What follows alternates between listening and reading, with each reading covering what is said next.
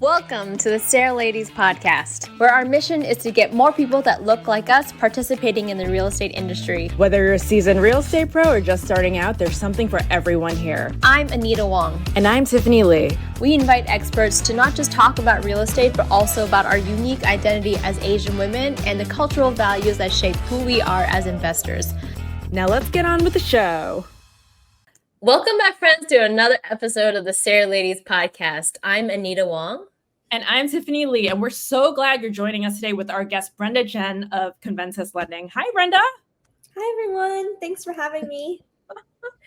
So I'll tell you a little quick story here. As many of you know, I live in the Bay, and way back in the day when I was just a real estate youngin', I think one of my very first events was actually organized by our guest today, Brenda, who I swear is one of the most well-connected people I know. So if you are in this, if you were in the Bay Area and you in the real estate, you probably know Brenda. So here's a bit about Brenda if you're not local to the Bay Area. Brenda Chen is based in San Francisco. She is the managing director at Conventus Lending, a nationwide lender to real estate investors, and has overseen over $5.5 billion in funded real estate projects. She founded the SF Bay Real Estate Club in 2018, which now has over 1,400 members. And she also hosts the Real Estate Investor Bay Area chapter. In 2020, she launched Venus Ventures, investing in technology and real estate development in California, while also supporting charities and creating Venus Rising, a global personal development platform for women. Welcome, Brenda. You are like the classic Asian overachiever, and we're so excited to have you here and impart your wisdom. Thank you so much for your kind words, and I absolutely love SARE Ladies. It was so nice to be at the summit and at the conference, and love what you all are doing. So thank you so much for having me. It's such an honor. I actually missed the summit, not to go off script a little bit, but how was that for you and Anita, like this past July? Because we're recording August. It's been a month since the summit now, almost, right? A month? What? Yeah, I'm still resting from it. I'm still tired, to be quite frank with you. Anita, So much.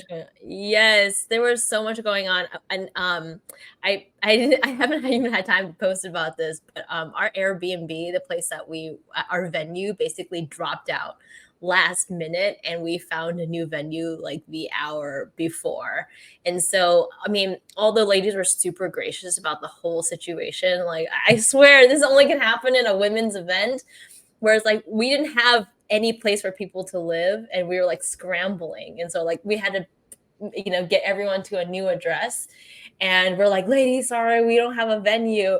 And the first thing that they said was like, how can we help? I was like, me and Michelle we're like crying at that point. It was so great. Yeah. The venue you had was so beautiful with the view and everything. So I'm glad it all worked out. Yeah. And everyone was super flexible. So it was really awesome. Brenda, was this your first women's summit with SARE Ladies? Yeah. Mm-hmm. Awesome. All right. Well, let's jump into it. So I guess you're a very seasoned real estate investor, and you're so networked into the community, and now you're managing director at Conventus Lending, and there's a lot of options with different lenders. So in your opinion, as a seasoned real estate investor and active participant in the industry, what do you think sets Conventus apart from its competitors? And yeah, I love that question. I do believe we have the investor's mindset when when the founder created this company, and it's all about how do we make financing personalized and easy for real estate investors who are dealing with so many things. We want the financing piece to be the easy part.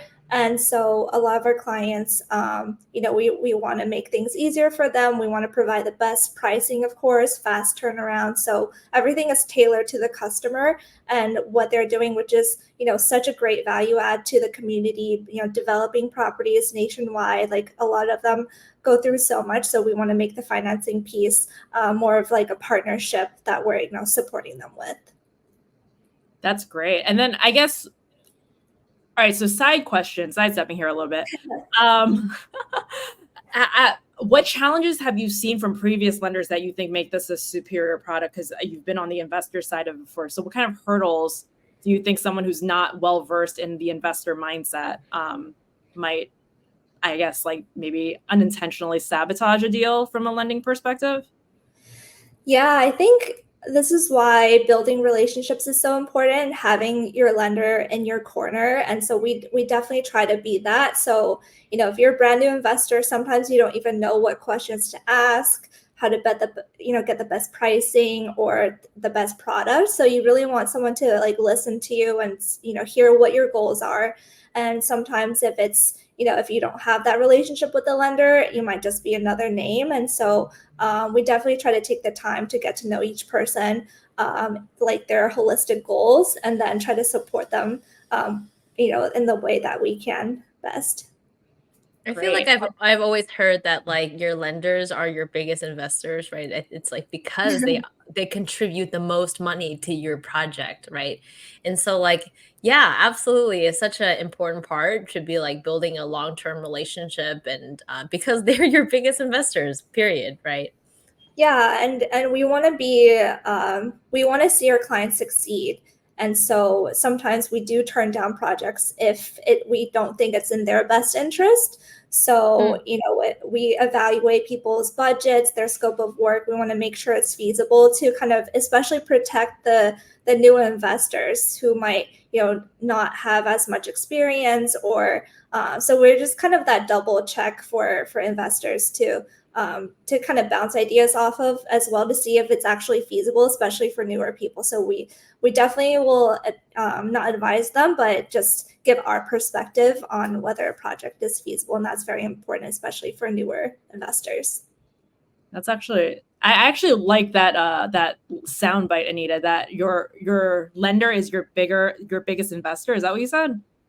Mhm. Yeah, because Yeah. they're literally giving you money, and if you fail, you can't pay them back. Yeah. Yeah, I mean, like for commercial deals, like they're like 65, you're borrowing 65 to 75% of your entire, entire project value, right?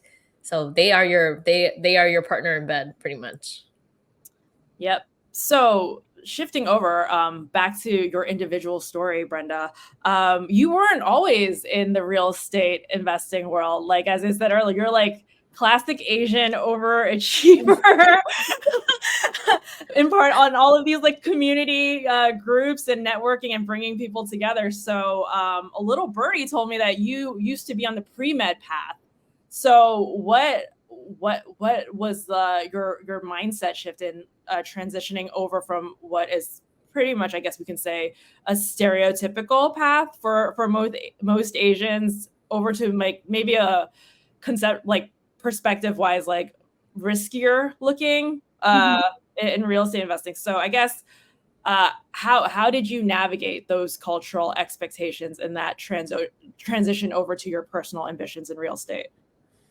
Yeah. So like you said, I was kind of stereotypical Asian, played piano, like studied really hard. And I always wanted to be like the good girl, like make my parents proud.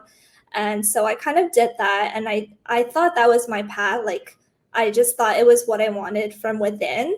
But I kind of realized over time, like I was so miserable, like trying to memorize textbooks, and it just really wasn't for me. And so I actually went through the whole pre-med route and, did my biology degree and was applying to med school, like working in a hospital. And I was just so sad and not excited about life. And thankfully, actually, like this was a positive from social media. I was on social media, like looking at people that were inspiring. A lot of them had a lot of freedom, and a lot of them were business owners. So I thought, like, maybe I should take a chance on that and learn more about, marketing, sales, entrepreneurship. So I was always reading books on sales, marketing, mindset, all of that. And so that was kind of like the window for me to escape. And so, I definitely think medicine is the perfect path for a lot of people, but it wasn't for me. And so I kind of had to be brave and, go against what I told people I was going to do, and my parents and my family, and just really stick up for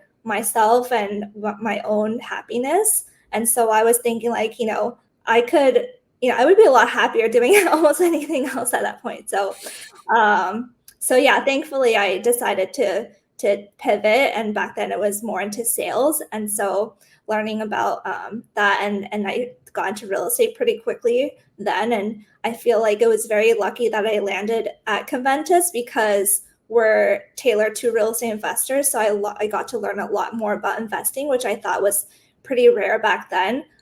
So that niche within real estate really spoke to me because I saw a lot of my clients really go after their dreams and create their dream lives, like have so much more time to spend, however they want to with their families or doing what they want. And so I saw they were able to do that because they had the financial freedom. So I wanted to learn more about that. And so I became way more passionate about it. And so that's why I started all these groups, like bringing people together. And instead of coming from like fear or wanting to, get approval from back then, now it's more like I would just love, this topic so much and helping people create wealth, especially women. I think it's so important. So now it's more coming from a place of passion.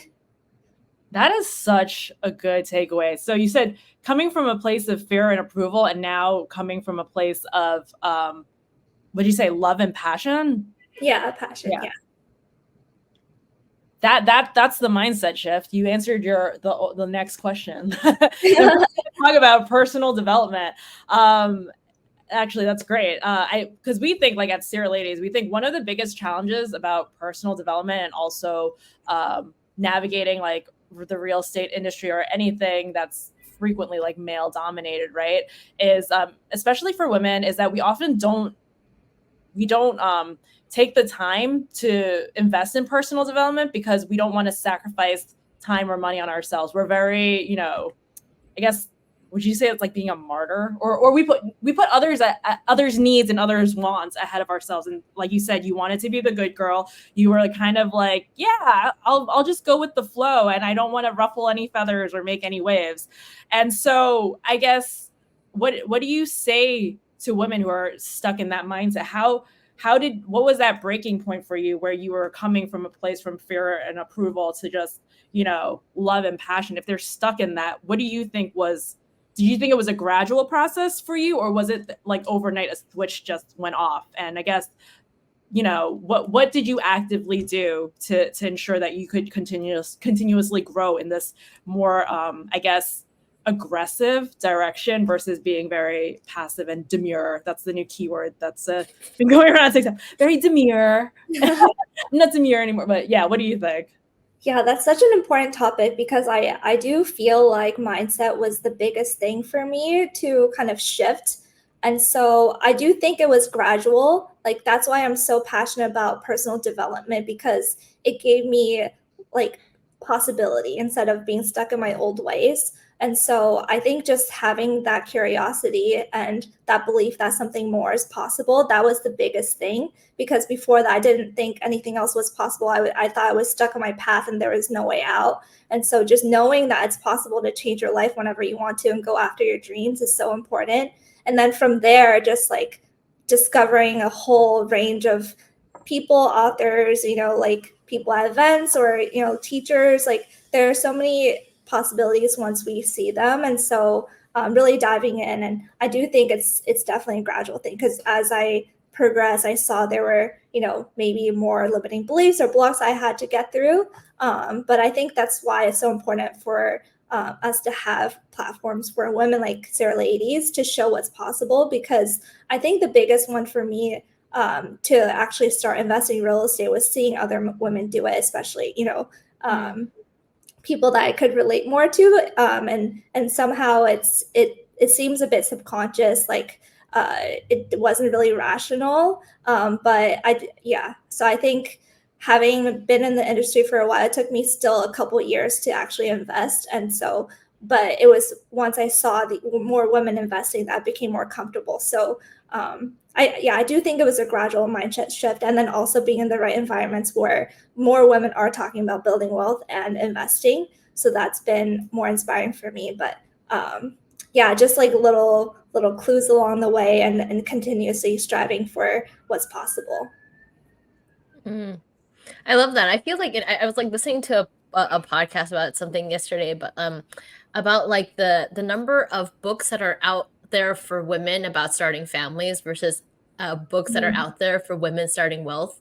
I mean, you just think about that, right? It's like I feel like society is always, gearing us to, how to be good parents, how to be good moms, how to breastfeed and all this stuff. But how many books, organizations are really out there that are geared towards women, building wealth for themselves, right? And so I think that was an interesting, like, quantifiable way of seeing like where we stand as a society. And I totally agree. Like, it is so important to just like so important to have representation, because if you don't see it, it's hard to believe it within yourself.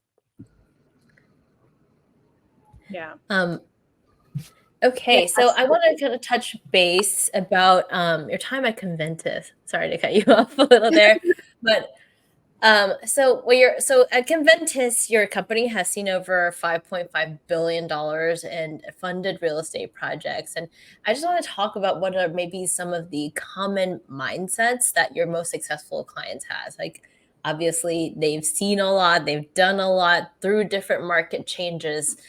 What have you kind of seen as a common mindset factor between all of them? Yeah, I think they are definitely very consistent and they know what their strengths are and they double in on that. So I do think that they also have confidence in themselves. Like they build a team around their investing strategy and they continuously work on it and they don't really jump around with strategies as much from what I've seen with our very successful investors. They've kind of honed in on their strategy and refined it over many years and built a network and a team around that. So that's been very inspiring. And I do think another interesting thing is that they love giving back. So they're always teaching, like speaking at events, and so they kind of have that feeling of responsibility to give back to the next generation of real estate investors and help people unlock their own freedom as well. So I find that they've sometimes have been the most giving people as well, even though they're sometimes like the most busy. So yeah, a combination of like consistency, like really perfecting their craft over many years, building a network, and also giving back to their community. I like to touch base on consistency a little bit because I love that because I feel like in like James Clear book, it's like Atomic Habits. He talks about like really like good habits are built basically when the game is not on, right? You're practicing and it's boring and it's like so I want to kind of talk about like that consistent application so that you are still contributing to your portfolio. Um, so I mean, I guess I want to. So how do your clients kind of deal with like sort of those down markets when everyone is saying like, oh, it's not a good time to buy? Do they just keep going? Like, what is the how do they work with you during the high times versus the low times? Yeah, that's a great point because we have seen tough markets, during in beginning of COVID and also the rate hikes. And what a pattern that I've seen was that some of our most successful investors, they've actually still bought properties while people were freaking out. And of course, that's not for everyone, but I do see that they are able to see opportunities in every market type. And so they're able to really capitalize on that. And so during the more tough times, they're able to find investments perhaps at a lower price, and so they just know what their thesis is and they stick to it, and they're still able to find opportunities even when other people might be sitting out. So they're continuously investing and being consistent even though the markets were shifting a bit.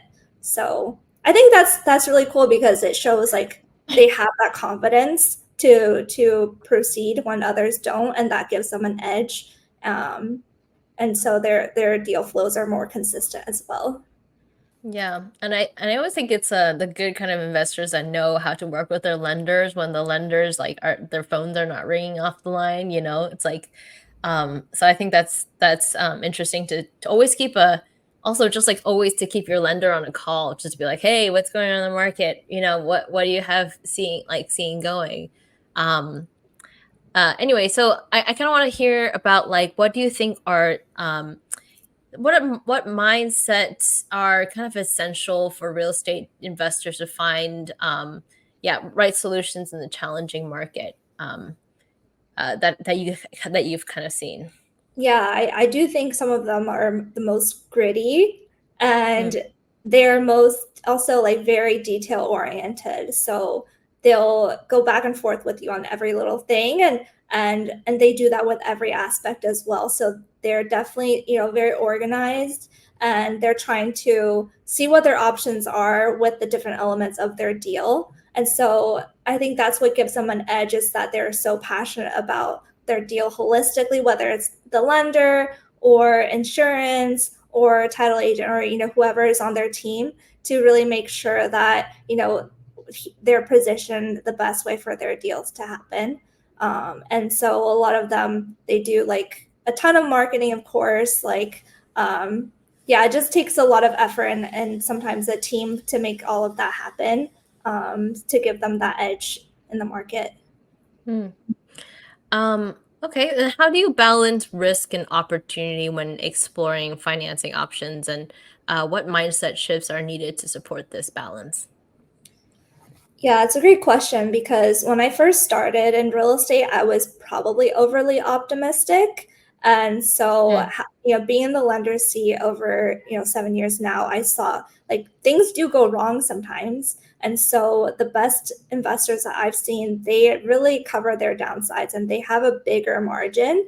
And so they're able to say no to more deals, and they're not always, trying to grow like when it's not, in their best interest too, especially with more risk. So they're kind of, yeah, it's definitely a balance to mitigate the risk, but yeah, I do think that they do more to cover themselves, and part of that is also having a bigger pipeline of deal flow so that they can say no more and still be consistent with what they're trying to do. So it's definitely a balance, and that's why I'm always so impressed by the people who are able to succeed over many years. It's because they're navigating different markets. They're, dealing with, deal flow, and then also having to set the boundary of like what they'll say yes to when they acquire deals.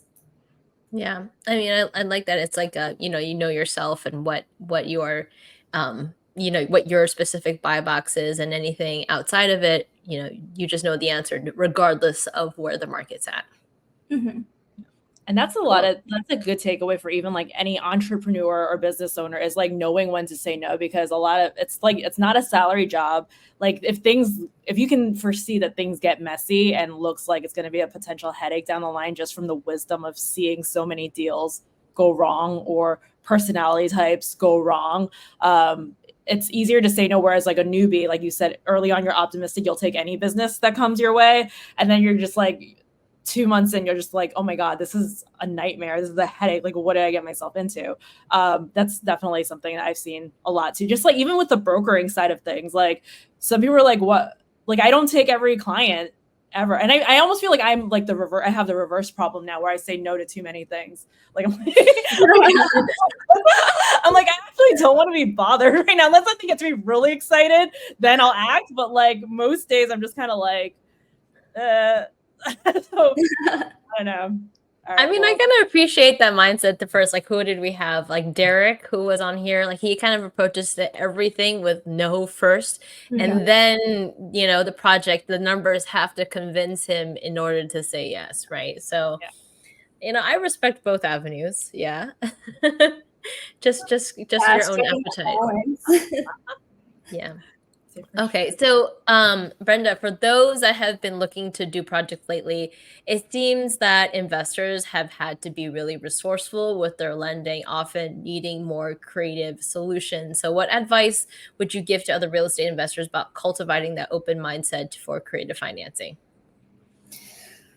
Yeah, that's a great question. I do think just being out there, attending events like SARECon or just local events to learn what's out there, because there's so many different products, so many different lenders. Everyone has different criteria, different things they can offer. So, it's great to see what your options are and then apply that to your investment strategy.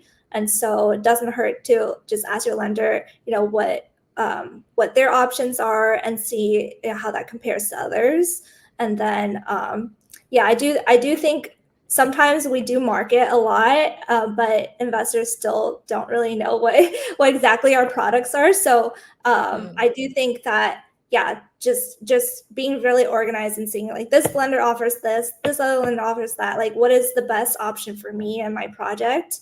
I do think we do try to put out as much marketing out there, but there's only so much you can put out, and there are a lot of nuances within each product. So just having conversation with your lender to see what works best for you.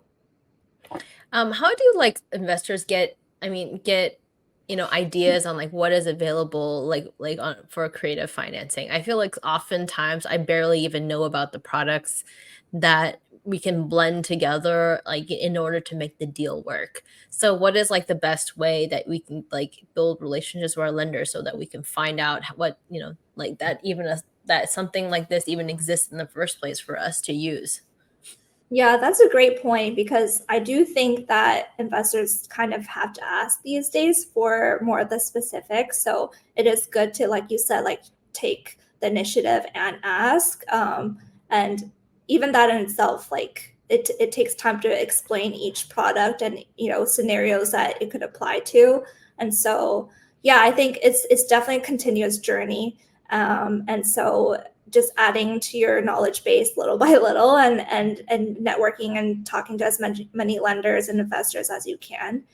But yeah, I think definitely just asking about it is a big first step.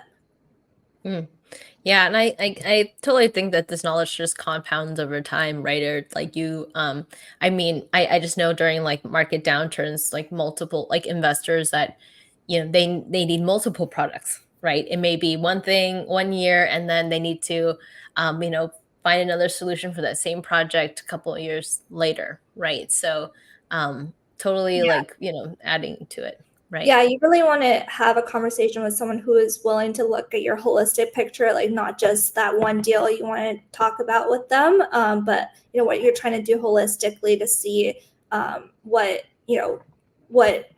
ranges or what combinations could potentially work. So having someone who can even introduce you to other lenders if they're not a good fit for you is also good.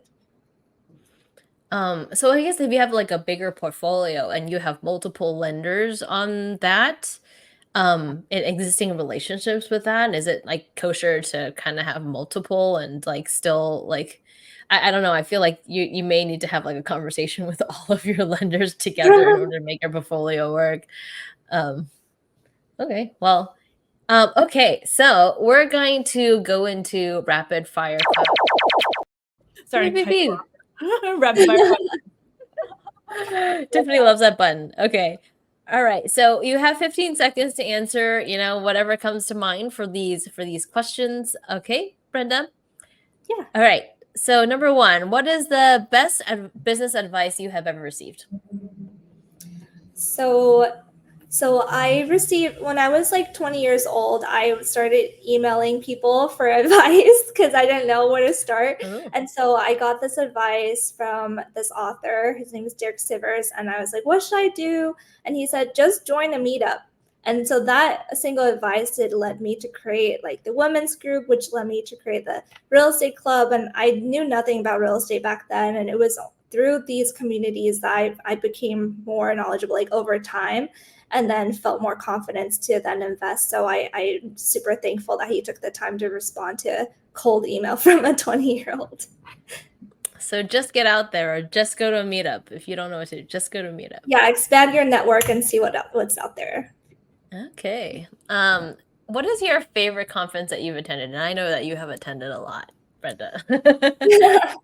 I definitely love the SARE conference. And I think this is not really a conference, but it was a retreat where we planted trees in Costa Rica on someone's property. I think they're going to turn it into a resort. So it's definitely an interesting mix because it wasn't really like a real estate conference, but we tangibly got to be in touch with nature. And then I think they're doing such an interesting model with the resort in Costa Rica. So it's really great to, actually be the one to plant the trees and hopefully see them, come to life in a couple of years. So you're saying the Sorry, what'd you say, Tiffany? I was gonna make a dumb joke. I was like, did they spell retreat with like 2 E's instead of retreat? Sorry, I gave space for that. Sorry for wasting everyone's time. There we go. So you like the conferences where you kind of get your hands dirty, a little bit of like give like back. A mix of everything. Like they also talked about business. So they hosted like a business mastermind, and then they had people plant trees, and it was also very like health related. So we did some breath work and had really healthy food. So it's like a very immersive type experience. Everyone's big on breath work at these retreats. I wasn't really on board with it, to be honest with you. And then Michelle kind of like wedged in there, just said, "Nope, you're gonna like it now." Just remember to breathe. Yeah. I'm actually really shocked about how people have such different experiences from breath work. So I'm actually pretty amazed by it. Yeah. Maybe I do see. I sip the breath work Kool-Aid. Okay. Who is someone that you dream to meet one day? I would say Sarah Blakely, because she's a self-made woman, billionaire, and she's just so inspiring. She started in sales too, and she's always, she was always talking about mindset, and I think she's just such a positive light, and she's very relatable too. Like she's already a billionaire, but she's still putting herself out there and showing that she's not perfect, and showing that it's possible for anyone to get, of course not everyone's going to get to her level, but she makes people believe that, and because of that people are going for their dreams. So I think that's so inspiring. Great. Okay, favorite bucket list item you've completed? So recently I swam with orcas in the wild in Baja, Mexico, and it was just so magical because I didn't know what to expect. I was never really a whale person, but being in the water with them, they just gave me a sense of calm, and like they're just so magical, and they have such different intelligence in the sea, and so I just kind of unlocked this whole world under the sea, and just made me feel like, wow, like there's still so much to the universe, like it's so mysterious, and these creatures are so amazing. So just being in them in the water was really awesome.